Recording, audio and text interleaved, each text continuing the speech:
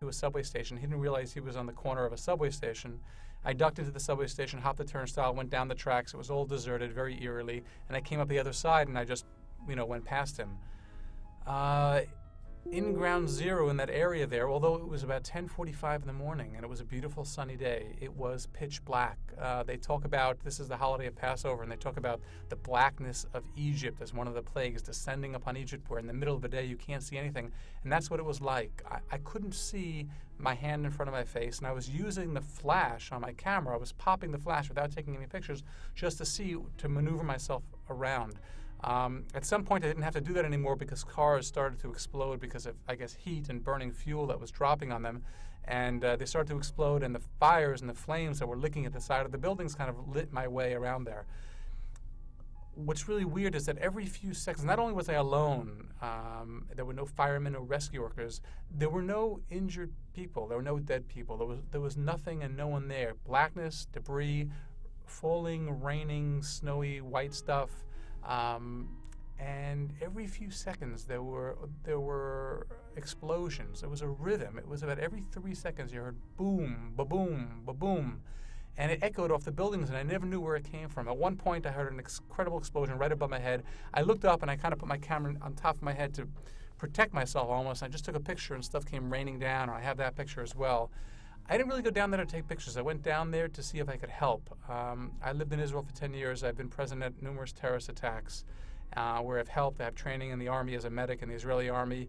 There was no one to help, and since I had my camera and I had my film, I decided I might as well take pictures. Although I am a photojournalist, I usually just take pictures of people that I interview and for kind of fluff pieces, and I don't really do hardcore photojournalism. This was my first time that it happened. It was akin to a nuclear winter, to the end of days. When they talk about the eschatological scenario where people are dropping nuclear bombs and you're the only one left, and that's what it felt like. And I kind of felt like, people do things, they think they can do things, and they do them, and then they realize that maybe they went too far, and I kind of felt like that's what had happened. I don't know who had done what, but whoever had done this horror just had gone too far, even for them, not only for us, the enemy, but for them. And my eyes started to bleed, the sclera, the white part, blood was coming out, and it was hard for me to breathe. And I had a vision that my brother-in-law was eulogizing me at my local synagogue, saying that Robbie Berman was a schmuck. Why did he go there in the first place? And at that point, I realized that I really needed to get out of there. So I was in ground zero all alone for about 2 to 3 hours. On the first day, I took about 250 pictures, 300 pictures. I left, and instead of going to try to sell the pictures, I didn't. I walked about 110 blocks to my house, and I lied down, and I went to sleep. And I woke up the next day exhausted, and I went back down, and I got into ground zero again. And I took another 300, 400 pictures. And then I went and I sold them to some agencies, and they were printed in New York Magazine and AP, Reuters, all over. But the photo editors kept on pressing me, and they said, go ahead, get us more emotions, get us more reactions, get us people crying. And for some reason, I listened to them. And at one point, I borrowed my brother-in-law's bicycle, and I was biking around Manhattan. And at one point, I found myself at a fire station, which had lost 11 firefighters, and I had my lens really close up in this woman's face who was crying. And this firefighter said to me, what are you doing? And I said to myself out loud, what am I doing? And I didn't take the picture, and I put the camera down, and I never took another picture since concerning September 11th, because the event and being a photographer and photographing, it just took over in me, and I was kind of on automatic, and I didn't want to be, and I don't want to be. And it was an event that happened, and I don't wish it upon anyone. But in a way, I must say that I still think Americans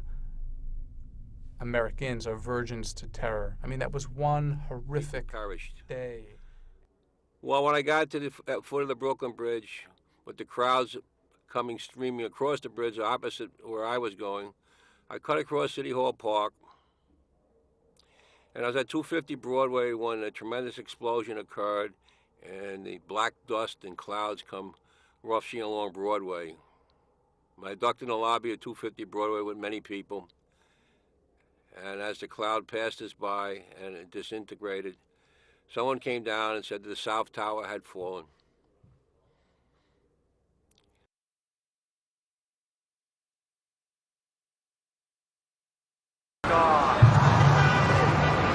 That's the building? Yeah. Trinity Television? Holy cow. Is it Bob? No.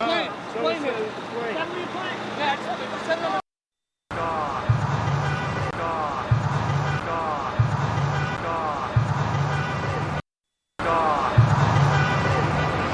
That's the building? Yeah.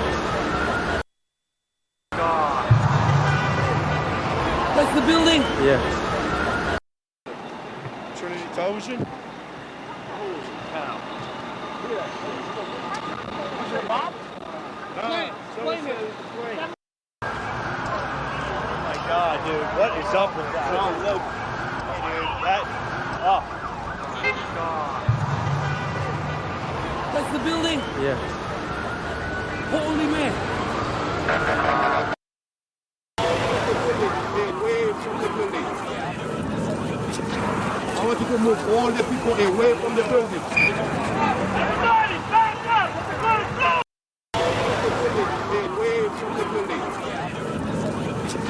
I want you to move all the people away from the building. Everybody, back up! Let's go! Away from the building. I want you to move all the people away from the building. Everybody, back up! Let's go! Away from the building. I want you to move all the people away from the building. Everybody, back up! Let's go! Away from the building. I want you to move all the people away from the building. Everybody, back up! Let's go! Away from the building. I want you to move all the people away from the building. Everybody, back up! Let's go! Away from the building. I want you to move all the people away from the building. Everybody,